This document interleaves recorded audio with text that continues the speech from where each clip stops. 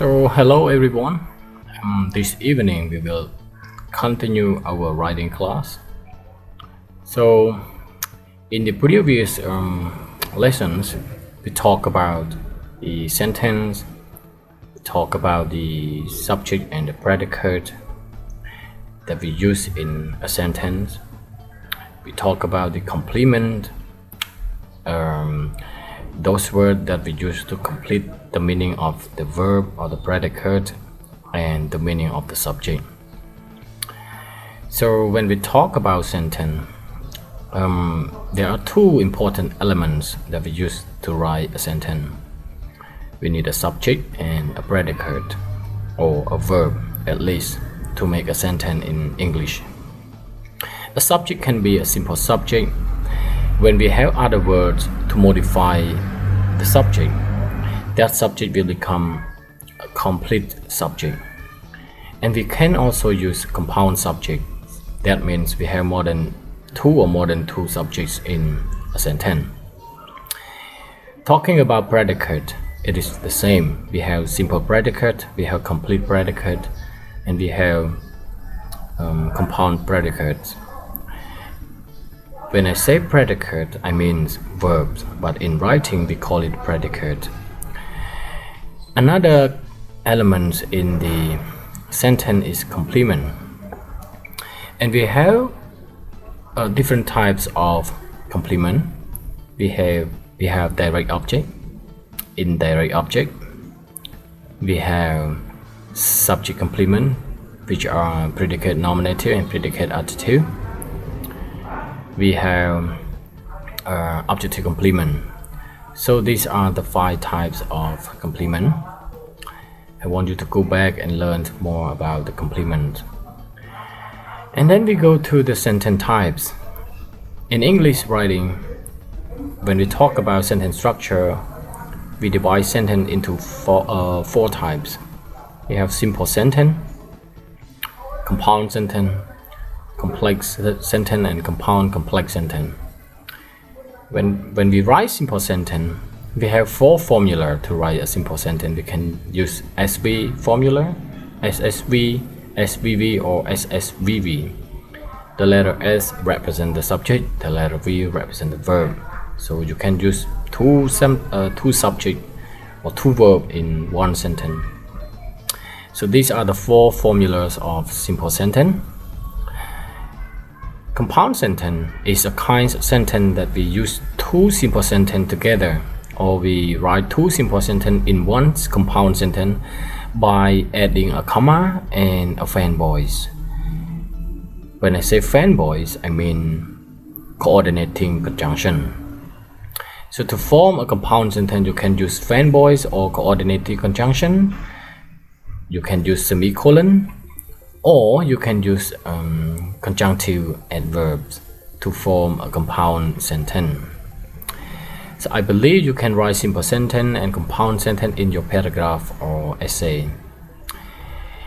Another type is complex sentence and compound complex sentence actually.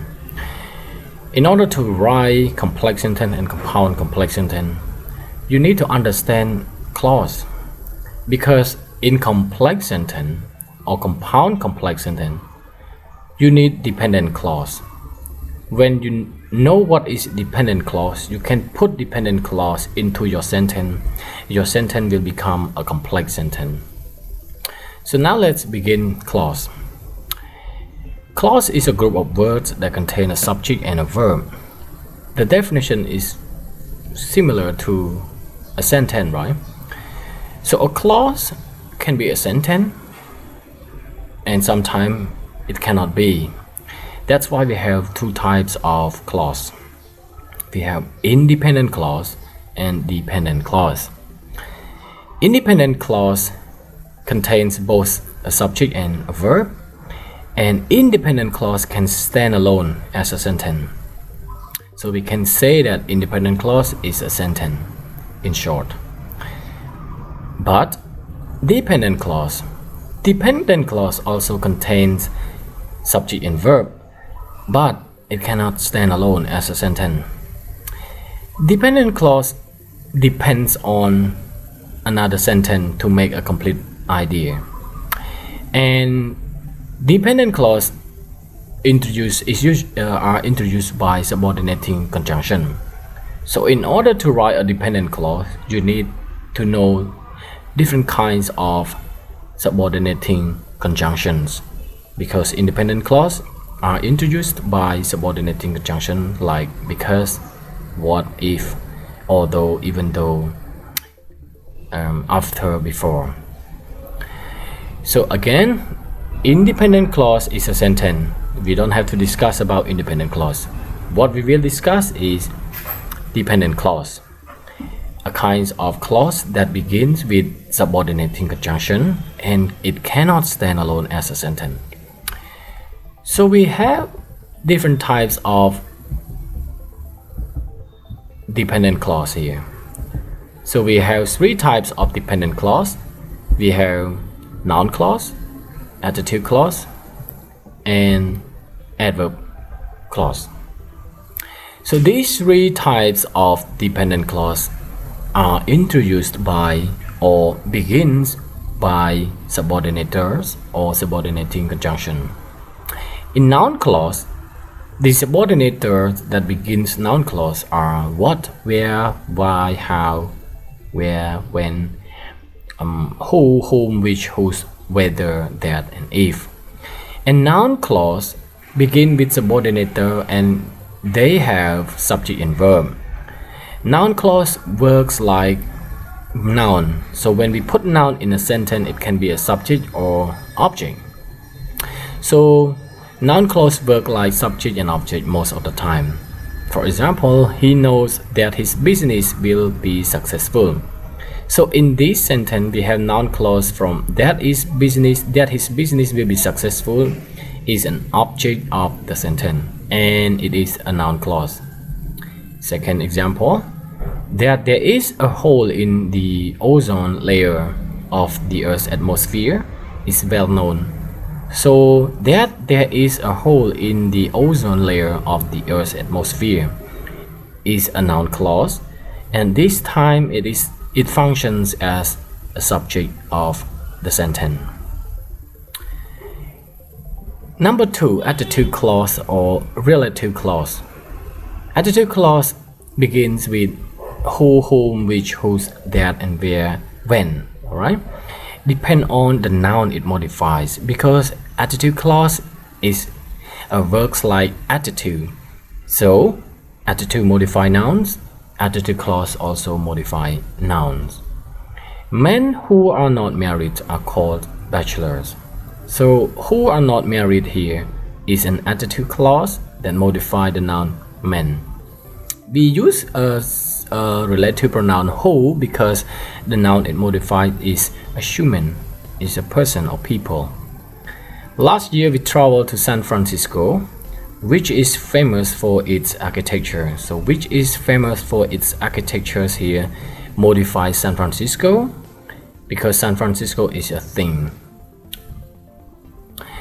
Let's move on to the adverb clause. So adverb clause functions as adverb.